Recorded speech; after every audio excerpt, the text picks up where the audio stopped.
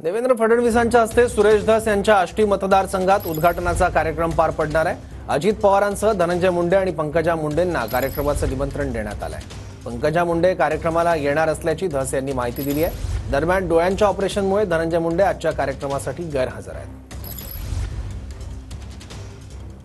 साधारणतः 11:30 ते 12:30च्या दरम्यान सीएम साहेब येतील आणि आल्याच्या नंतर 1 तास सव्वा तासाचा 1.5 तासाचा कार्यक्रम होईल आणि आम्हाला आशा आहे अजितदादा सुद्धा या ठिकाणी कार्यक्रमाला येतील। खरं तर पालकमंत्र्यांना देखील तुम्ही आमंत्रण दिले, जिल्ह्यात आणखीन 2 मंत्री आहेत, त्यांना सुद्धा तुम्ही बोलवलेलं आहेत का, काय सांगाल?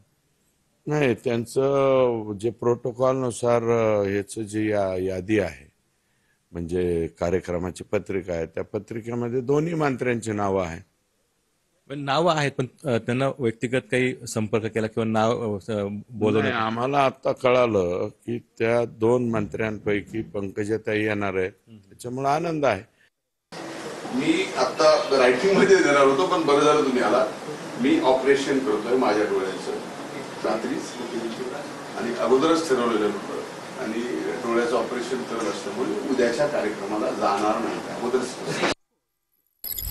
आजच्या या कार्यक्रमाकडे संपूर्ण राज्याचं लक्ष आहे, कारण त्याला पार्श्वभूमी आहे गेल्या काही दिवसांमधल्या राजकीय घडामोडींची।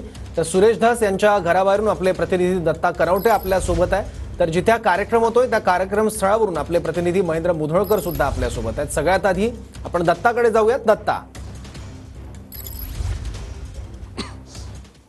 नक्कीच सौरभ, आज सुरेश धस यांच्या मतदारसंघामध्ये 2700 कोटी रुपयांच्या एका जलप्रकल्पाचं उद्घाटन मुख्यमंत्री देवेंद्र फडणवीस यांच्या हस्ते होत आहे। त्याचा कार्यक्रम जो आहे तो नियोजित 11 वाजताची वेळ आहे। काही वेळातच सुरेश धस त्यांच्या घरून आष्टी या ठिकाणावरून कोंबेपळ या ठिकाणी ज्या ठिकाणी उद्घाटन होणार आहे त्या ठिकाणी निघणार आहेत।